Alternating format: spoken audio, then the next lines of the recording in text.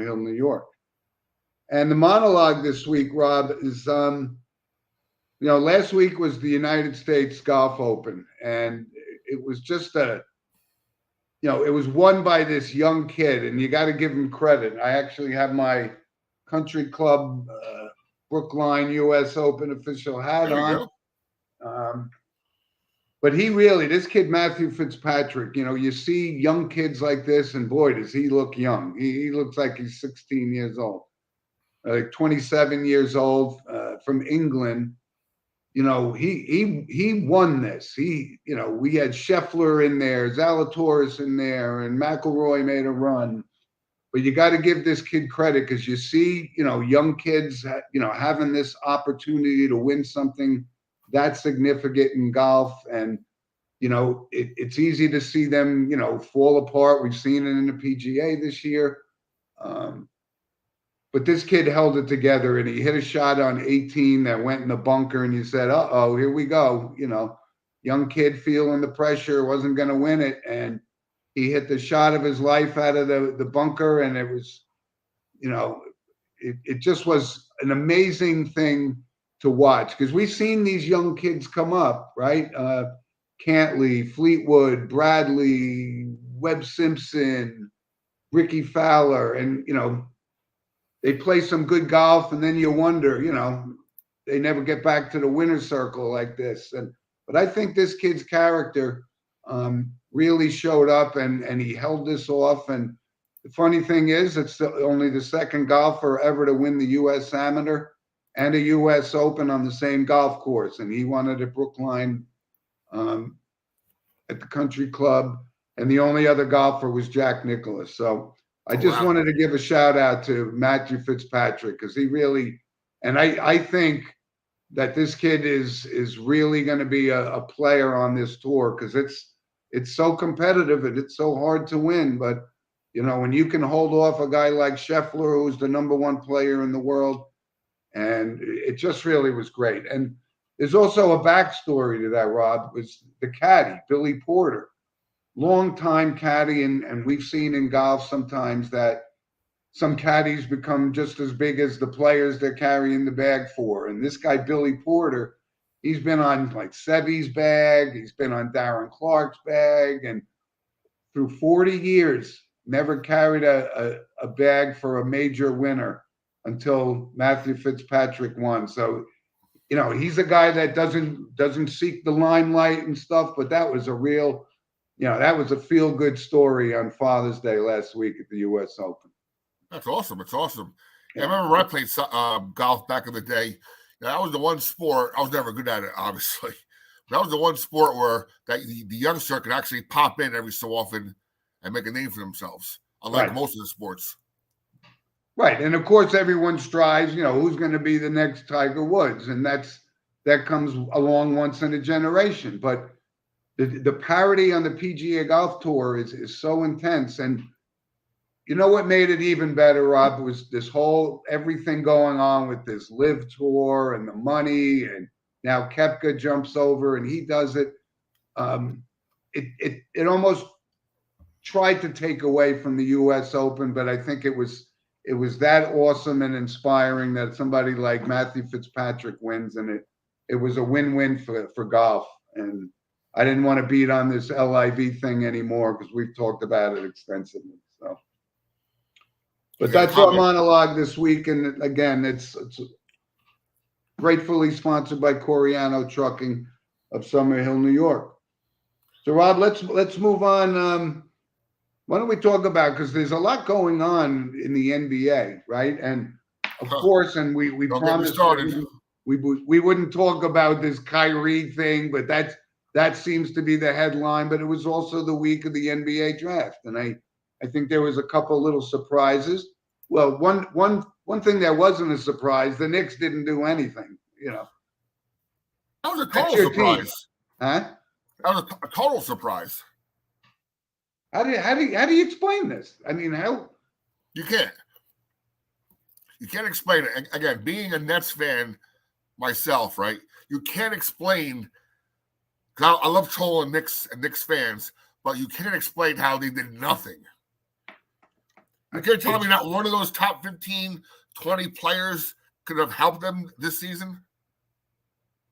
Well, I think what's going on with the Knicks, because I mean, obviously, you're right. Out of the first 15 picks, you can get a potentially impact player, right? We've seen guys that, like Jokic didn't get drafted even till the second round. Now he's a two-time MVP winner, right? But overall, I'm not surprised. But if I'm a Knicks fan, I'm just scratching my head, going, I don't understand what you guys are doing. When they made the change and brought Leon Rose in, everyone said, finally, we got a guy that knows what's going on. And apparently not.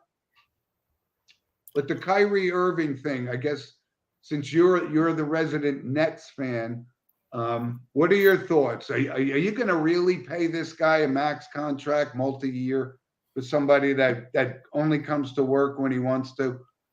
He's got to realize that he's a great player. He's probably one of the funnest guys in the NBA to watch play, because he's a wizard out there. But he's got to realize that there's repercussions for taking off for this, taking off for that, and not being there for your team and your teammates. Ownership is not going to accept that. And they're finally putting a stand down and saying, look, we want you back, but there has to be some leeway for us to not pay you a max contract because you're not consistent. If your boss, if you're in your job, if you all of a sudden stop showing up, what's going to happen? They're going to tell you don't show up anymore. Exactly. Right. Now, the only thing, hold on, as a Nets fan, the only thing I worry about in this situation is that KD follows suit. Now, I've been reading every day articles that say either way. Either he's worried about himself and building a brand in Brooklyn, and if Kyrie goes, so be it. We'll get some good pieces back for him. Let's move on to our championship march. Or he's going to say, you know what? Bye. You guys aren't doing anything. I'm leaving too. Well, I mean, that's what's so unbelievable about the NBA is that they have this kind of power to do exactly what you just said. And you're right. I don't know what Kevin Durant's thinking on this is. I think he's just as disappointed in the fact that Irving doesn't come to play when he's supposed to. And, that was the handshake deal with those two guys. We could do this together, right? And then we saw the Harden thing implode. And now so Kyrie Irving has the option. And this is what kills me, because there's one other player I'm going to bring up. And I don't fault these guys, but it's amazing that he can exercise his option to make $37 million. 36, 37, yeah. Something like that, right? Like John Wall in Washington exercised his option to make $47 million, and he didn't even play last year, and he may never step on a basketball court again. But you're right. Kevin Durant could say, listen, if you don't sign him to a max contract, then I can't win this alone here. And that's a real possibility. But it's amazing to me that they can actually have the ability, right? LeBron James is going to dictate who plays for the Lakers, not the GM, not the coach, who he wants to play.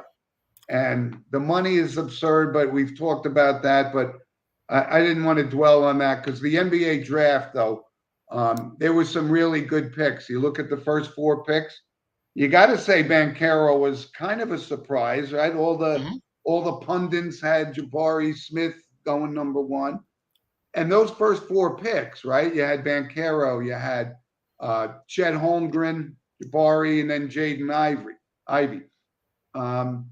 All right. That's how it's supposed to go, right? The 4 best players, most likely.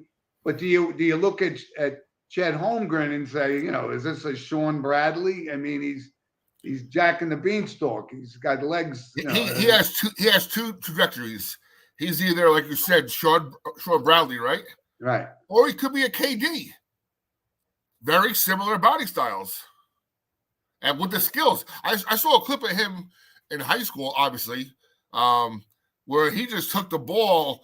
He broke the guy's ankles with a cross dribble and went right to the basket and slammed it. He has guard skills. Yeah, I don't know if he has that athleticism to compare him to Durant, but I could see where you're going with that. But I like this kid Banchero, right? He was kind of a one and done for Duke, right? That's the business of college basketball now. Holmgren, one and done with Gonzaga. I don't know. With Smith was maybe 2 years. Auburn, I don't know. But Vegas took a bath though. I heard Vegas took a bath on the on that because no one expected Banchero being number one. Well, you don't hear my heart breaking for the gamblers in Las Vegas. You know my position on that. But, Oh, listen, somebody cleaned up. Somebody on the inside found out that Banchero was going to be the number one. Yeah, that's why I'm surprised they even have those bets out there because there's always leaks. There's always inside information that, No question. No question about it. And then the only other thing, we'll see how they pan out, but I really do. If you woke up or stayed up all night to see the Knicks do something and they did nothing, boy, you got to be, get it. And how do you allow like a team in a similar situation like the Detroit Pistons to get better on your watch? Because they came right back in the lottery, the top 15 picks, and got another guy that's going to help them. I mean, how do you do that? They're both about the same level of rising team, right? And then it's so much better. It's exactly what you just said. Right around you. Look at what the Pistons are doing, right? I mean, look at what Memphis has done. All of this has been going on. New York had more money than anybody, and they can't get it done. They bring in the recycled Kemba Walkers and those guys. And I don't fault Kemba Walker at all, but he wasn't going to be the piece that pushed you over into championship contention. But look at the Grizzlies. Look at these young teams. Look what the Clippers are doing now. I mean, somebody has got to be in charge over there, and I don't know that anybody is. It's bizarre. It's so bizarre. Actually, what I thought was the best moment of the draft was Jaden Ivey dropped to 5. Detroit took him, and he just lost it. He just lost it because, and I didn't realize his mother is the coach at Notre Dame. So he's been growing up in this environment, for a long time, and he just let it out. And then turns out they have a lot of family connections in Detroit. So that's going to be a pretty cool thing to watch next couple of years. Yeah, no, he seems like a player for sure. Yeah. And there was this one other kid. It was like Benedict Manchurin or something that actually, I think he was like the 15th pick in the draft, and he's coming out and say, LeBron James has to prove to me that he's a better basketball player than I am. Number 6. Number 6, yeah. Oh, number 6, okay. And then, of course, there's always we have a comment there from Mike Garvey. Yeah. They sold their soul for Ewing. Right, and that's exactly what happened. And that was at a time where the New York Knicks couldn't get any lower. So that's a good thing for Mike to bring that up, because they fully expected, and they had the pieces, and they had Pat Riley, but John Starks cost them the NBA championship because he kept shooting and he kept missing. And Riley told him to stop shooting, and he didn't stop shooting, and they lost. So that was man, what was Patrick Ewing was what, 1985 draft? Yeah. Then there was the whole, who was that? Charles Johnson with the can't make a layup against the Bulls that 1 year. Charles Smith. Charles Smith, yeah. Yeah. He couldn't make a layup like 10, 15. I know. Anyway, so that's our NBA coverage. Obviously, we feel more intrigued by the NFL draft, which was what we did your 4-hour show. We didn't do that for the NBA because it's not after the 7th, 8th pick. You go, whatever, I tell you, what's funny about the these drafts now with these, with the instant gratification of social media, is that some of these, I find it a little disrespectful, but some of these players' moms, they come out, they're all glammed up. Next thing you know, they're internet superstars. What, the basketball players? Like the moms of the players. Oh yeah. Started with the guy from the Jets, the quarterback, Zach Wilson. And now it seems every draft now they're focusing on, what does the mom look like? And if she's an attractive woman, she's a star all of a sudden. Right. It's just crazy how social media does that, right? Right. Or I think who is it? Patrick Mahomes' mother does chicken soup commercials or something, Yeah, and then the other guy we have with the Giants who stunk. His mom is all blah, blah, blah, blah, blah. Yeah, he was gone 2 weeks, Yeah. I know. It's funny. So, Rob, let's move on to the ice because we're getting down the stretch here. I know this isn't your wheelhouse per se, but I got to tell you, we've talked about the NHL playoffs and how unbelievable this was. Steve was going with the Lightning the whole time. I took Colorado, which looked pretty good. A couple days ago, they were up 3-1, but you just can't count out the Tampa Bay Lightning. They have just put themselves right back in a position to win this, although I still think Colorado is going to win it. But Tampa Bay's home tonight for Game 6. And, being down 2-0 and then down 3-1 and fighting back, that's what you call the heart of champions. And the hockey guys exhibit that all the time. Now, again, I'm not a hockey fan, but was Colorado expected to go to the finals, or are they a surprise team? Yeah, I think Colorado is expected to go to the finals. They actually had the most points in the President's Trophy this year, which doesn't necessarily guarantee anything, as you know, certainly in hockey. But, look at these warriors that Tampa Bay has with Stamkos and Point and Palat. They just, they don't give up. I mean, I know John Cooper, who Steve and I have talked about before, we think he's great. I mean, just a great coach. The controversy of the other of Game 4, the goal, there wasn't a controversy about the goal going in because that was obvious on replay. But it didn't have that, he scored, the fanfare because no one saw it at first.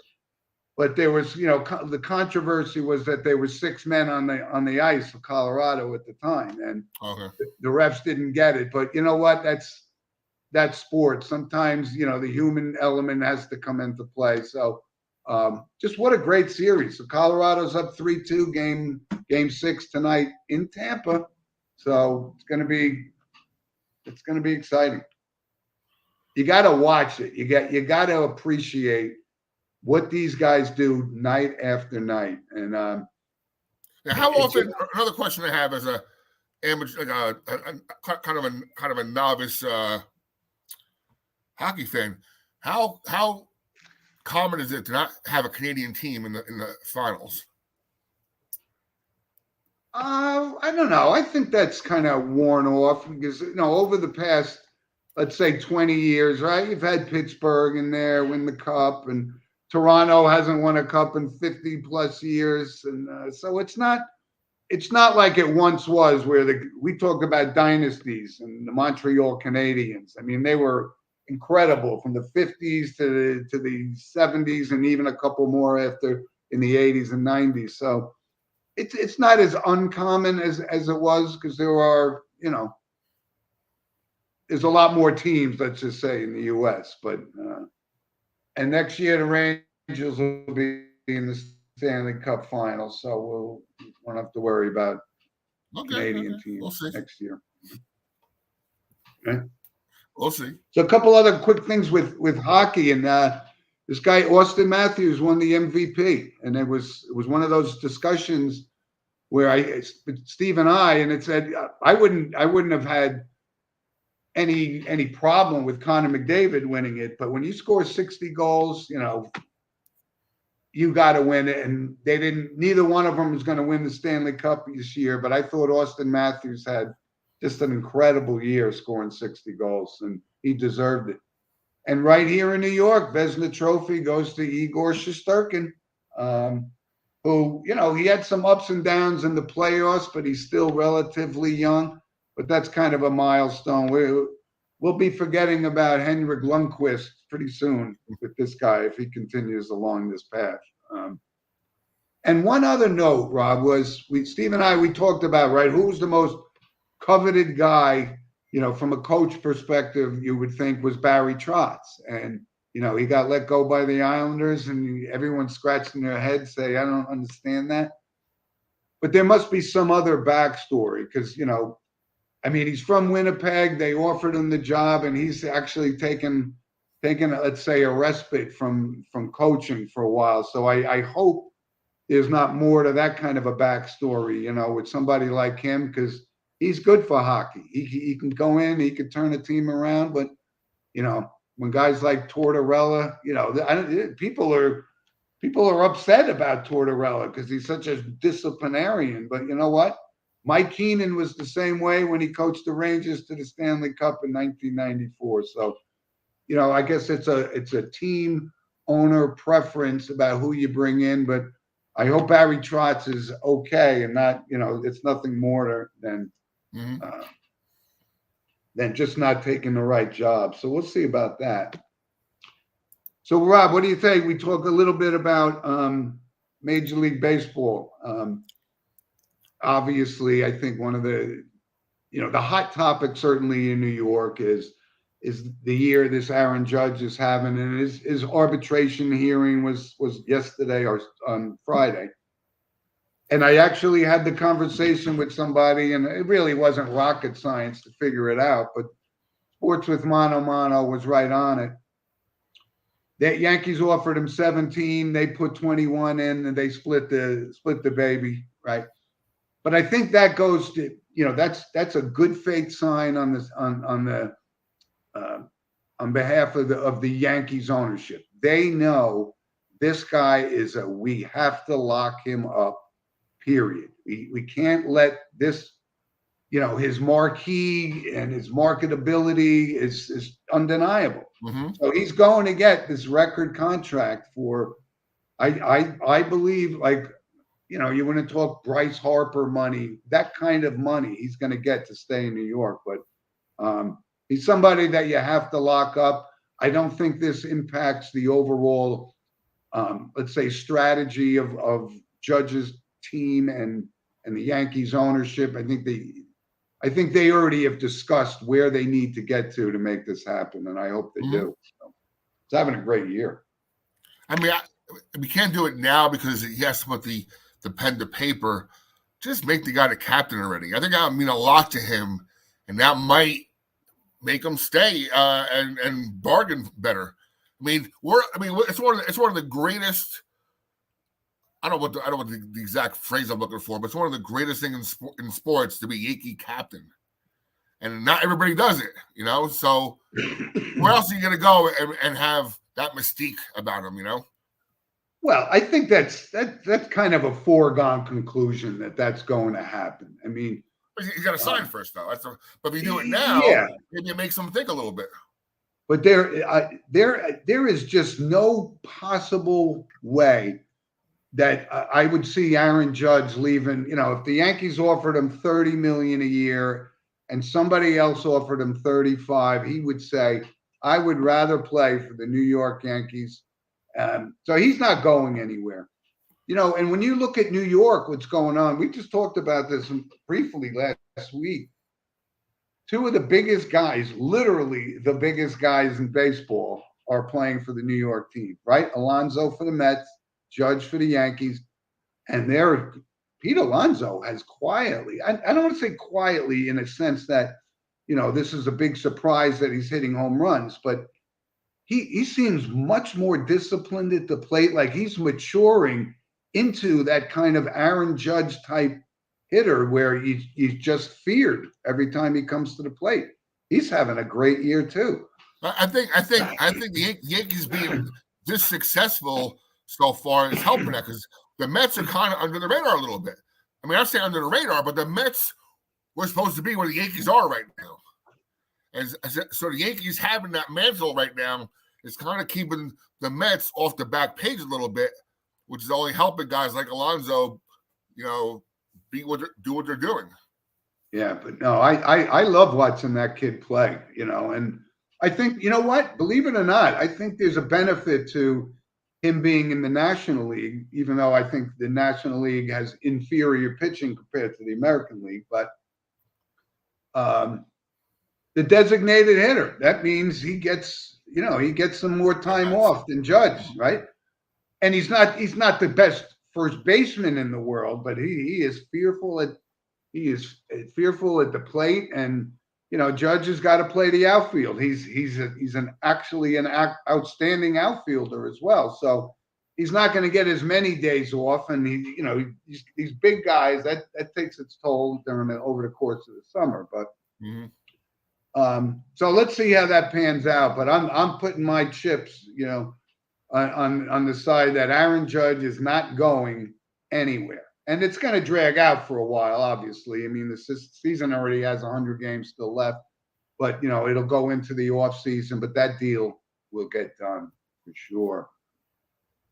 But how about this? There was a no-hitter in the Bronx yesterday, and it wasn't by the Yankees, right, who've had the pitching and the hitting. It was by the Astros, right? Combined 3 different pitchers. It wasn't one of those on the edge of your seat no hitters, because there was walks in there, and the Yankees had base runners in the 9th and so forth. But yeah, they got no hit yesterday, and all the chips have to fall into play in order for a no hitter to happen, and they just seem to fall into place yesterday. Oh yeah, it happens. It happened to us.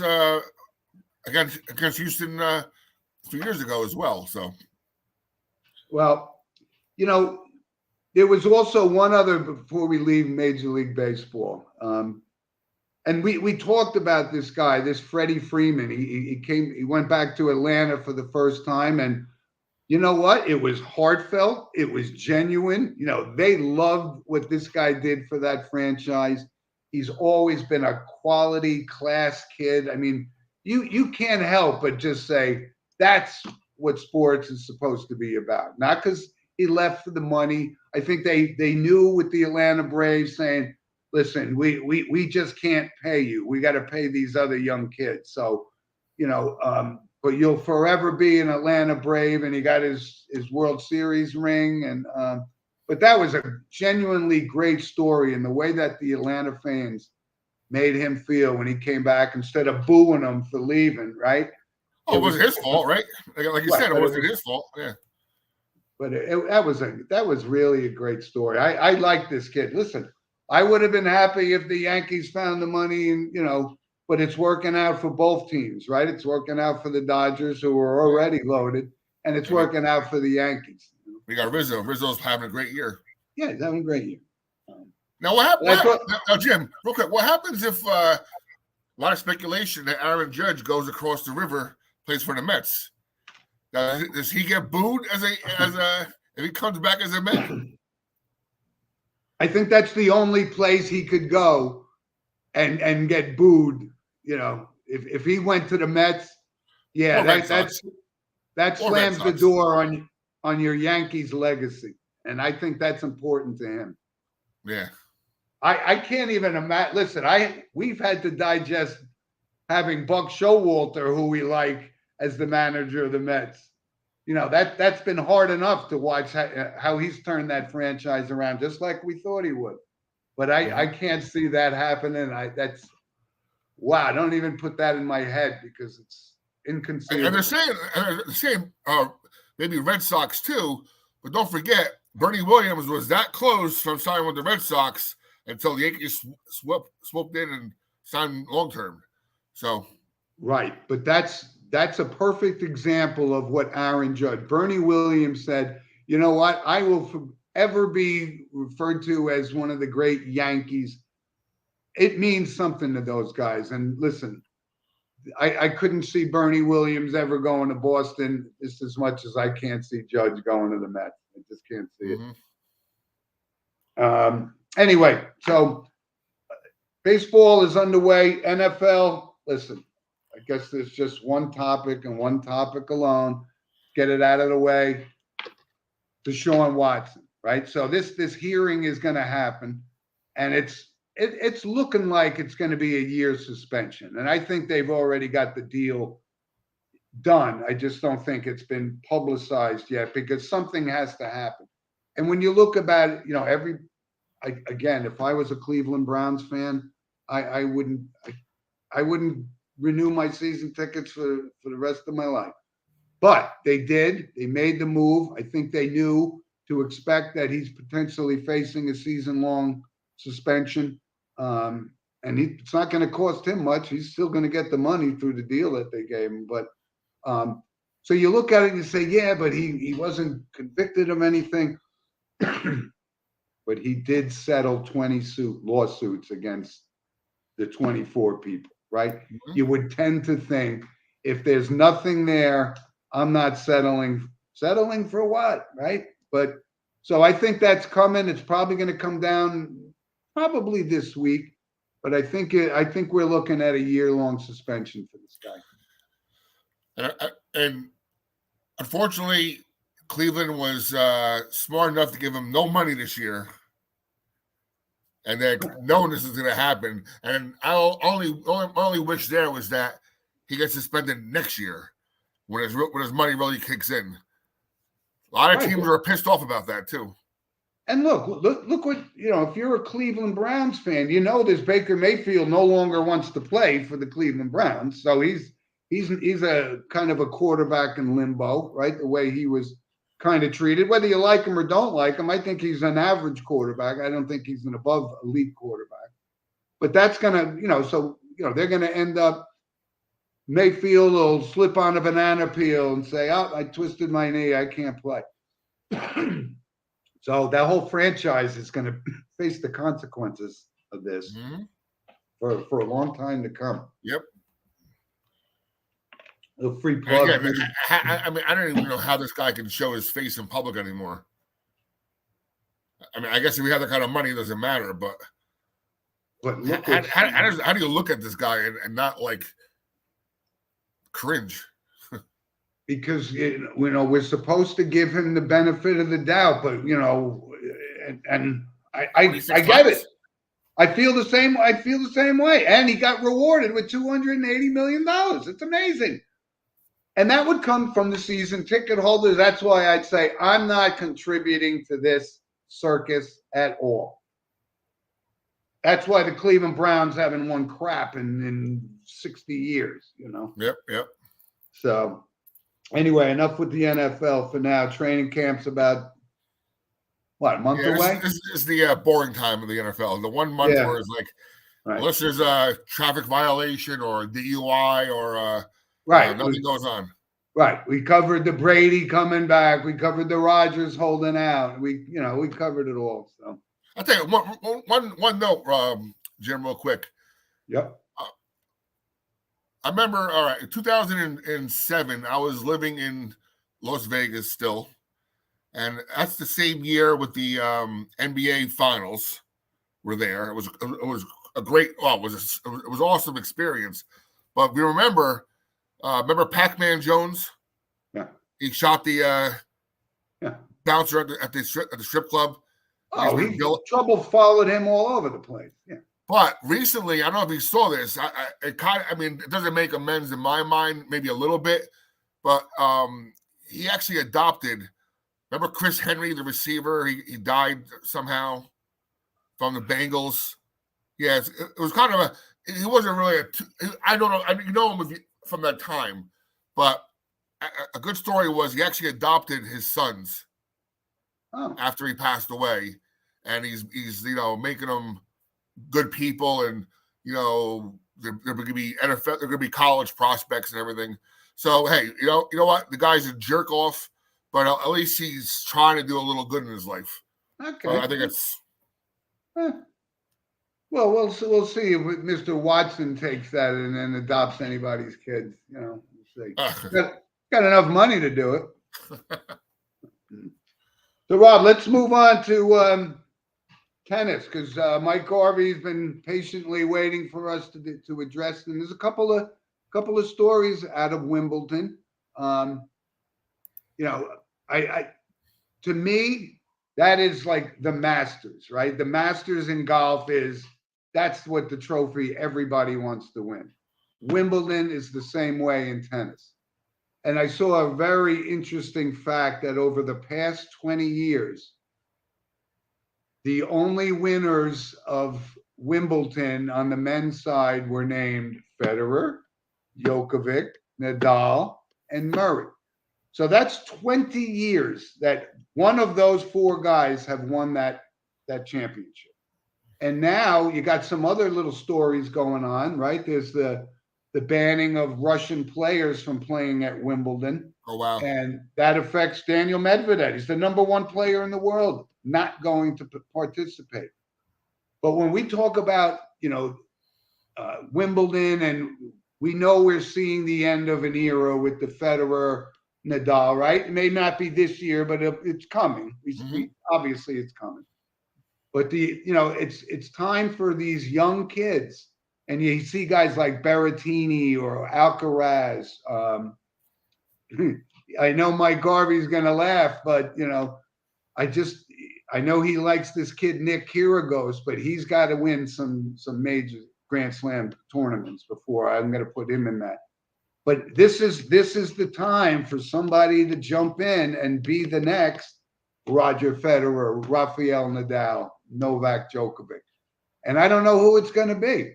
My political position on this. I don't think the players themselves should be punished for the actions of a political situation, but they are, and they're not playing there. So the men's is wide open. And listen, I think Novak Djokovic won the last 3 Wimbledons anyway. So he's just as good on grass as he is. That's why he's the number one player, of all time. But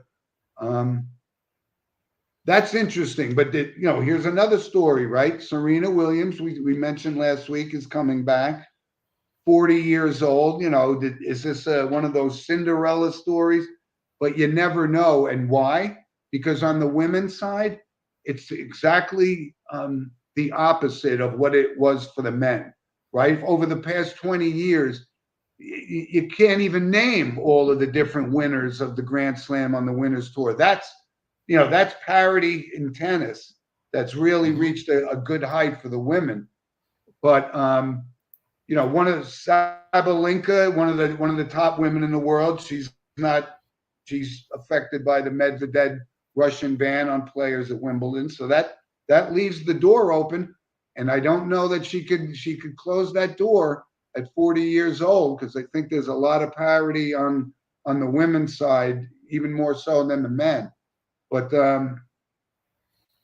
I enjoy Wimbledon, and Wimbledon's good because you could get up at 7:00 in the morning and watch, a match, just like watching the British Open in golf. So, what do you think? Do you think Serena Williams can really come off, and make that kind of a move at 40 years old? I think if she does something like that, it would be the U.S. Open in front of her. I don't think there's any question that she's going to play the U.S. Open, because she's a swan song type one last champion. It would be U.S. Open. Well, I think she believes she could win Wimbledon. I truly do. I don't think I think she would have waited and made that announcement, just like you said, to play the U.S. Open and make that dramatic, run, deep into the tournament. But I think she believes she can win. I'm not going to be surprised. I just think there's so many young women. Raducanu, she's another one that's, you got to keep an eye on these people. So the road for her is tougher than the road for Djokovic and Nadal to repeat at Wimbledon. That's my point. So anyway, so Rob, Random Points of Interest, and Random Points is sponsored by Lynch Toyota of Manchester, Connecticut, who gave us a 2 thumbs up on the picture we posted last week.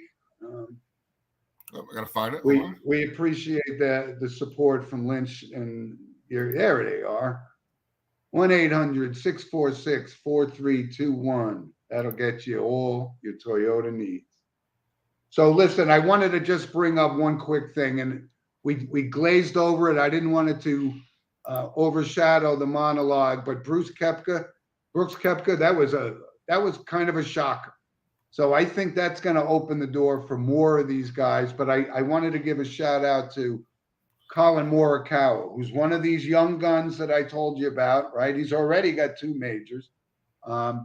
He said, listen, leave me alone. I'm not going anywhere. This is the best competition on the planet. And that's where a golfer sets himself apart, by beating the best. I loved it. He's been a classy kid all along. And listen, Koepka, again, we told, go take the money, but you can't come back to the PGA Tour, and that's that. And I think Colin Morikawa stands for a lot, like the Rory McIlroy. He was very strong in his stance, and support both of those. Also from the world of golf, Sir Nick Faldo stepping out of the booth after 18 years. I loved Nick Faldo in the booth. He was so blunt and direct, and he had some whimsical, comical type things. What a great combination, him and Nance covering, the best golf tournaments in the world. And I didn't know, but somebody said, oh, does that mean he's going to be the broadcaster at the Live Golf Tour? And I said, I don't think so. First of all, they don't even have a contract yet with a major sports network, but that's surprising. Not only was Nick Faldo a great player, but he was a great announcer. Give him a shout out because he's good. I find that surprising. Huh? I find it surprising they don't have a major sports network behind them yet. They're getting it. This is a dog-eat-dog world out there, and somebody is gonna, do it just for the. But they needed to get some names first, and that's going to only bolster their case. But somebody will pick them up, right? No doubt about it. And I saw a comment. I don't know. Some people didn't seem to like Nick Faldo as a player because he was kind of, he didn't really talk to the press at all. So I know some people he rubbed people the wrong way as a player, and he looks exactly like Harrison Ford did back in Indiana Jones days. That was my celebrity sports lookalike reference. How about this? So the number 1 quarterback recruit in the country is finally selected where he's going to play football. And that's Arch Manning, who's not Eli or Peyton's son. It's Cooper's son. But this was one of the most highly recruited players in recent memory. And he's going to play for the Longhorns of Texas. Surprised? I'm surprised. I've read a lot about this past week. I'm surprised because he's one of 5, I think, perfect recruiting scores ever. Right. 1.000. And one of the guys who are just a step below that, the 99999, is the guy who's there now. Ewers or something. Quinn Ewers, I believe. Oh, well, he was the kid that went to Ohio State first and then transferred over to Texas. So I'm surprised that he actually put that upon himself because this kid's going to – all right, so Ewers will start this year, right? And then next year walks into a competition. So it's kind of surprising he would do that to himself because, hey, maybe he falters, right? Maybe he doesn't get the job next year, and then what? Well, but that's what college football you could do. If you don't like it, you could just go anywhere and play next week. So that option that has literally come into play, right? He's got the number 1 recruit last year in Ewers, and now Arch Manning. I admire the fact that he wants to pave his own path, though. I do admire that. Hey, listen, that's what Peyton did. He Archie went to Ole Miss, Eli went to Ole Miss, but Peyton went to Tennessee, and now this guy's setting his own mark. You're right about that. That's a good point. And you know what? I think it makes college football a little better when Texas has some relevancy. Yeah, it's been a long time since they've been a long relevant. time. We all remember that game with Vince Young when he dominated USC. That was a great game. Yeah. Great game. Yeah. But I remember even going back, Ricky Williams was awesome and Earl Campbell. These guys were, oh my God, one of my all-time favorites. So listen, in baseball, college baseball, we're just talking about Ole Miss and Oklahoma in the College World Series final. First time in years that they're not even weren't even in the top 10 seeds of the tournament. And oh wow, you're going for it. And what would be unique if Oklahoma wins it? Oklahoma women's softball won the national championship. It would be the first time that's happened. But it's great baseball. It really is. It's exciting baseball. So check it out. But Ole Miss, surprisingly, I thought is up 1-0, best of 3. See how it goes. So, Rob, we got a couple of notable passings this week. Real quick, before we get to the notable passings, apparently there's a new baseball coach at St. Mary's. Go ahead. Give me your I'm just saying. Dennis Holtz is, I don't know if he's kind of stepped down to be full-time AD and, for the school and whatnot, but there's a new coach at St. Mary's, so we'll see next year. People are excited about him, so.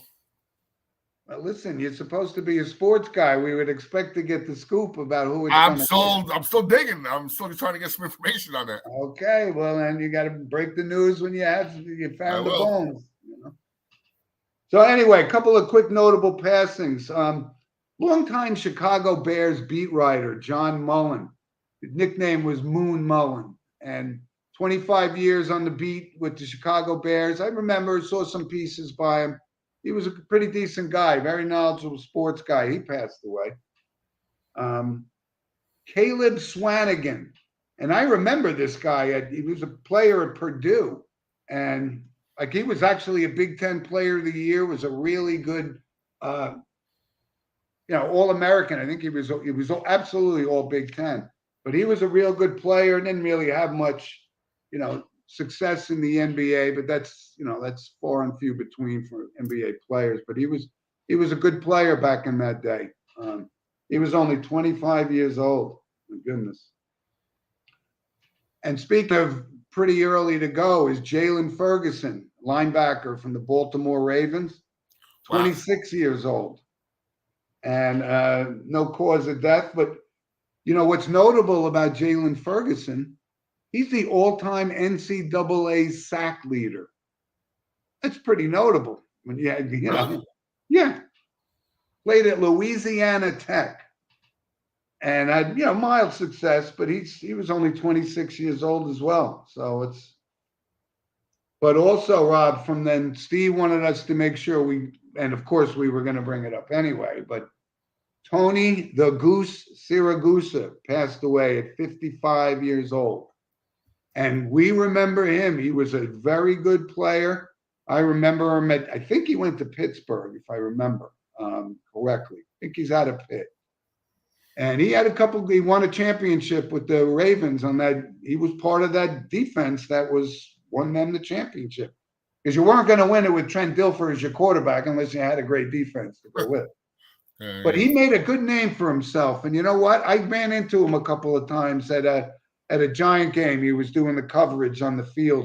That was kind of revolutionary. And he was a very nice guy. And everybody that I've ever spoken to that has run into him said he was a very nice, funny guy. And that's pretty young. He's only 55. I didn't see those restaurants he had for a couple of years, Tiffany's. Yeah. I read a story also where apparently he lived down somewhere in Morris County area or something. Okay. And he was just sitting out there in the stands or in the field watching Del Barton practice, right? And they noticed he was there, and they kind of, hey, come down. And he ended up almost adopting the school as family and helping them out as a volunteer coach and showing the D-line how to do things. I thought it was pretty cool. Yeah. I tell you, it's a little bit of an eye-opener. I'm a pretty big guy myself, so you kind of wonder at 55, what was it? Well, there was some family history of some heart disease. His father died young as well, Okay. but he made a decent living for himself, and he never took that fame for granted. And you know what? He was fun. He was a fun guy in the sidelines. He was. You know what? Of all these years of watching, having the attractive woman do it, which is awesome, right? He had a little different. He was the guy who was there in the trenches and had that perspective. That's exactly right. And he got our respect from Sports with Mano and Mano. I'll tell you that. He was a good guy, notable.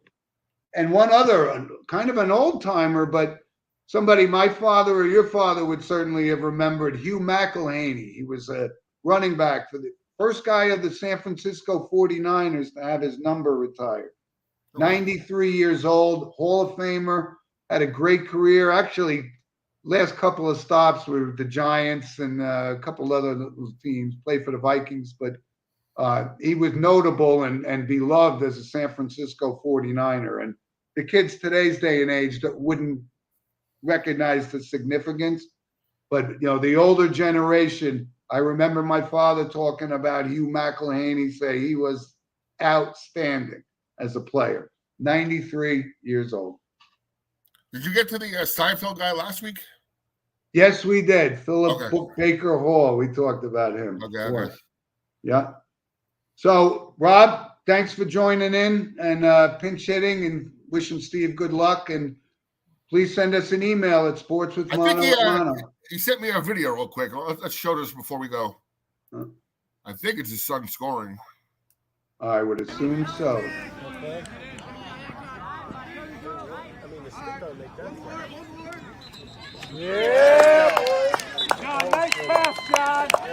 John, great pass, John. Passing, boys, nice passing. And all it does is increase the Monahan legacy of sports athletes on our chain. So one thing, that's the one. That is the. I'm sorry. That's the one thing I can never see myself ever doing, is being a goalie of a lacrosse team. That's a cue ball coming at you. How many miles an hour? Hey, listen. I don't. It's not one of my all-time favorite sports. I don't know a lot about it other than the Gate brothers from Syracuse about 25 years ago. But good luck to them. And listen, we'd love to hear from you folks. So send us an email at sportswithmanoandmano@gmail.com. Rob, enjoy the rest of your day, and we'll see you back here next week. You got it. Take care. See you.